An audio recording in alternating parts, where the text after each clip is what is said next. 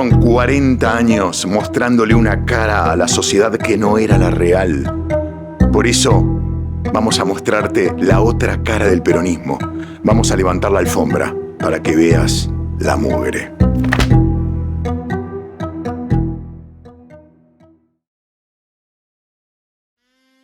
Bueno, hoy les voy a hablar de Nélida Aidé Rivas, la famosa novia colegiala de Perón, que hay algo para decir. En líneas generales se habló mucho de esta relación y hasta incluso algunos peronistas la pusieron en duda. Bueno, hoy, ¿saben qué les traje también para terminar con estas dudas? Los fallos judiciales, que ya mismo voy a empezar a leerles, pero antes que eso voy a ponerlos en contexto. 1953, hacía más o menos un año que había muerto Evita y había un rumor de que Perón estaba deprimido. Bueno, si uno mira la última foto de Perón en el momento en que Evita está muriéndose, no se lo veía muy triste. Mirá la foto. Por eso, ese mito que empezó a circular era medio insostenible. Yo diría lo contrario. Una vez que Evita se murió, Perón se sintió completamente libre de poder hacer lo que quería, sobre todo en materia sexual, porque Evita era muy controladora, al punto tal que Perón tenía un amante que se había traído de Mendoza. Esa chica tenía en ese momento 17 años, cuando Perón la conoce, el patrón se la da para todo servicio, Perón decide traérsela acá a Buenos Aires. La hace vivir con él en ese piso que tenía en la calle Posadas, y cada vez que salía con ella, como le daba vergüenza que fuera tan chica, la presentaba como su sobrina. De hecho, hay un diario que describe a la nena, cada vez que Perón la sacaba a pasear por los distintos lugares donde quería hacerse conocido, como una mujer de caderas mórbidas. Se llamaba María Cecilia Yurbel y era conocida como La Piraña. No conozco mejor calificativo para un amante. Hermoso, La Piraña. De hecho, le decían La Piraña porque Perón le había puesto La Piraña. Parece que a la chica le gustaba morder en el momento de hacerlo. Y Perón siempre decía, estos mordiscos son, en realidad, resabios del amor. Los mordiscos del amor los llevo conmigo. Lo cierto es que esta chica, María Cecilia Yurbel, Evita le metió una patada en el orto importante para mandarla a su lugar de origen, Mendoza. ¿Por qué? Porque se dio cuenta que no era la sobrina del general, que era un amante del general. No se comió ese cuento. Y es más, cuando le metió esa patada en el orto le dijo, salí de acá, negra, sic. Con lo cual también te cuenta cómo quería Evita a sus grasitas, ¿no? Bueno, dicho esto, ¿qué quiero decir? Que Perón siempre quiso cogerse pendejas. Lo que pasa es que Evita le hacía una marca personal tan grande que eso no lo podía llevar a la práctica. ¿Hasta qué? Bueno, ¿qué pasó? Murió Evita y ahí aparece su ministro de Educación con una idea sensacional para Perón, para que pudiera castinear nenas. Y crea la mítica UES, Unión Estudiantes Secundario. Crea dos ramas, la rama femenina y la rama masculina. Y ahí se le ocurre, para que Perón no tuviera competencia, que la rama femenina funcionara en la Quinta de Olivos y la rama masculina de Avellaneda. Todo dicho. Armada la UES, que se arma en el mes de septiembre, Perón comienza a castinear nenas y ahí conoce a una que le va a cambiar la cabeza al punto tal que va a querer casarse con ella. Esta mujer en cuestión se llamaba Nélida Aidé Rivas. La conoce cuando ella tenía 14 años y él 58.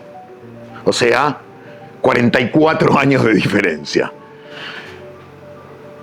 Por esto hubo una causa judicial porque era menor y ella estaba teniendo relaciones sexuales con Perón. Esto que en un momento se llegó a negar dentro del peronismo, bueno, hoy te vengo a traer el fallo judicial que confirma que efectivamente, ya teniendo ella 14 y él 58, vamos a los fallos.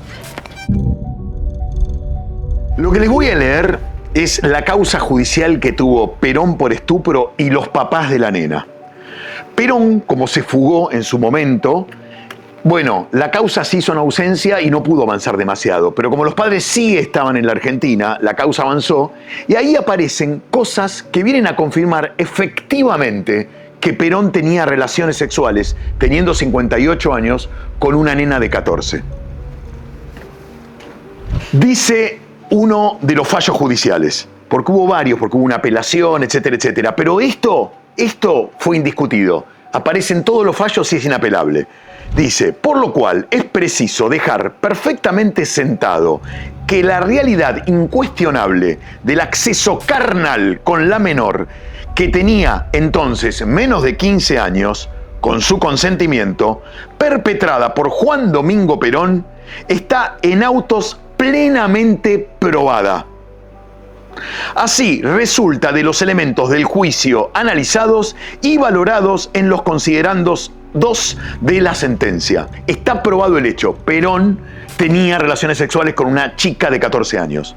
Lo está, asimismo, sin que haya lugar a duda alguna, que Nelly Rivas era entonces una niña, y pone entre comillas, honesta, sobre cuya irreprochable conducta los padres habían ejercido hasta ese momento la más rigurosa vigilancia. Están pues presentes la totalidad de los elementos típicos propios de la figura del estupro.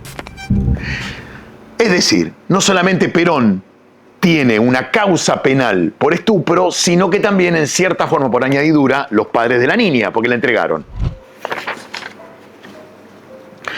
Antes del 21 de abril de 1954, fecha en la que la menor cumplió 15 años, Nélida Rivas no solamente comenzó a frecuentar diariamente la residencia presidencial, pernoctaba allí intermitentemente en esa época. Ella dice que pasaba 2 o 3 días y después se iba. La realidad es que pernoctaba en forma permanente. El hecho, con variaciones de detalle, está confirmado por el propio padre y por Fernández, el valet de la residencia. En ese año 1953, y desde el primer momento, la niña almorzaba con el expresidente todos los días, en compañía, además, de los personajes que concurrían habitualmente a la residencia. Méndez San Martín, que era el ministro de Educación de Perón, que fue el que le creó la UES, que se le ocurrió esta idea para que Perón pudiera castigar nenas. Acá tenés una foto de este señor. Les cuento esto porque pasó algo muy gracioso. No solamente Perón iba a todos los encuentros de las chicas, también el ministro de Educación, al punto tal que lo habían apodado el pelado, y acá lo ven, sin pelo. Perón le hacía muchas veces el chiste a su ministro de Educación, que en realidad más que un chiste era algo cierto. Le decía, me parece que vos la UES la armaste más para vos que para mí. Porque los dos castiñaban nenas, los dos. Perón, para que no se le notaba la pelada, ¿saben qué hacía? Se ponía la famosa gorra pochita, esa famosa gorra con visera delante, porque quería parecer más joven frente a ellas. Y ahí fue que surgió el mítico seudónimo de Pocho. Pocho, en realidad, nació gracias a las chicas de la UES, que empezaron a llamarlo así porque Perón, para no mostrarse pelado, andaba con la gorra pochita. Leo más partes del fallo. Transcurrido ese año 1953, la menor se instalaba definitivamente en la residencia y comienza a hacer vida marital con Perón. Ocupa una habitación cercana a la de este, que en realidad no utilizó nunca después de la tercera noche. Desde entonces no vivió más con los padres y solo se restituyó al hogar paterno después de la Revolución de 1955. Les voy a contar un dato que es grotesco. Ya les dije que Perón tenía 58 y ella 14. Bueno, Perón para esa época ya usaba dientes postizos. Y a la noche, para mantener la sonrisa humectada, ponía esa dentadura en un vasito de agua. Y acá viene una gran ironía. No solamente eran 44 años los que separaba a Perón de Nélida, sino también 32 dientes. Nélida tenía la dentadura completa, Perón no. Y a la noche se notaba. Como este amor tenía que ser correspondido no solamente con gestos amatorios, ¿qué hacía el general para mantenerla contenta a Nélida Aidez Rivas, que llegó hasta creerse en un momento la sucesora de Evita? La colmaba con regalos. Regalos que aparecen detallados también en el fallo judicial. Este la colmaba, según ella refiere, diariamente de regalos, entre ellos 2 vestidos de Christian Dior, joyas, combinaciones de seda, perfumes. En cuanto a las joyas, algunas eran obsequiadas por Reuner, Ricciardi, Méndez San Martín y Aloe. Les nombro estos cuatro porque a estos cuatro también solía vérselos en las fiestitas que organizaba la UES. Ya les dije que a Nélida la conoció en la UES. Bueno, ¿quieren saber qué dijo Nélida cuando tuvo que declarar frente a la justicia por qué ese vínculo había nacido? Miren lo que dice Nélida Rivas. Ir y estar en la UES de Olivos era para mí como estar en el cielo. Nosotros, mis padres y yo, vivíamos en una portería que solo constaba de un dormitorio, baño, cocina y lavadero. Mi madre era la portera que fregaba desde las 5 de la mañana hasta las 10 de la noche. Mi padre trabajaba en la fábrica de chocolates Noel. Por eso un día que me tocó sentarme al lado del presidente durante el almuerzo, así fue que lo conoció, le conté nuestro problema de vivienda y le pedí una casa de esas que facilitaba la ayuda social de Eva Perón. Acá hay algo también muy interesante. Estamos hablando del año 1953. Perón ya llevaba muchos años en el poder, por lo menos como presidente desde 1946, es decir, 7 años. En 7 años, los papás de Nélida no tenían plata ni siquiera para meterse en un crédito inmobiliario. Con lo cual, también te viene a contar de manera lateral, es que a pesar de estar Perón en el poder hace mucho tiempo, seguían siendo pobres. Sin darse cuenta está contando eso, y eso también es maravilloso. O sea, los papás no podían meterse en un crédito hipotecario. Dice Nélida, sería una gran falsedad no reconocer que cada una de nosotras, se refiere a las chicas de la UES, quería ser una segunda Evita. Con la edad que ya teníamos, él alimentaba nuestro romanticismo y nuestras agitaciones corporales.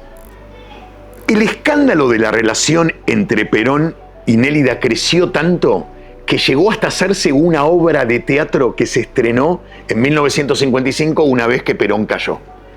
Mirá, acá tengo el afiche, se estrenó el sábado 1 de octubre de 1955. No solamente se hizo una obra de teatro, el escándalo generó tanto interés que en un momento el diario Clarín le ofreció muchísima plata a Nélida Rivas para que contara cómo había sido su vida con el general. Y salió un capítulo publicado en el diario que después finalmente, bueno, frente a la presión social, porque se trataba de una menor, dejó de publicarse, pero sí apareció el primer capítulo y en ese diario ella contó cómo había sido esa relación con el general. Y miren cómo este hecho aparece después reflejado en el fallo judicial. Otro hecho igualmente sugestivo luce en un ejemplar del diario Clarín del 22 de mayo de 1957. La menor tenía aún 18 años y por consiguiente no se gobernaba a sí misma. ¿Por qué? Porque en aquel entonces se consideraba que vos te gobernabas a vos mismo si tenías más de 21. Ella tenía 18. En ese diario, bajo su firma, se da a la luz la segunda nota de una publicación por entregas que se titula nada más y nada menos que Mis relaciones con Perón, debiendo intervenir el tribunal para poner término a la insólita continuación del hecho, porque claro, se trataba de un delito. Y lo que había pasado con la obra de teatro y ahora con estas publicaciones que se volvió un hecho festivo. Entonces ahí la justicia interviene y lo frena. Porque la realidad es que la causa había sido muy grave. Había sido tan grave que en un momento Nélida Rivas le dice a la prensa, Perón tenía un harén, yo no era la única. Míralo. ¿Y por qué te cuento esto? Porque en la próxima entrega vamos a hablar de las otras colegialas de Perón. Algo que, bueno, rara vez se escucha en líneas generales. Se pone la lupa en Nélida y se dice que no tuvo relaciones sexuales con Perón. El fallo judicial ya te vino a contar hoy que es mentira, que curtían teniendo ya 14 años y él 58. Bueno, prepárate para la semana que viene, porque no fue el único punto G que tocó Perón de esta maquinita de escribir llamada Nélida Rivas.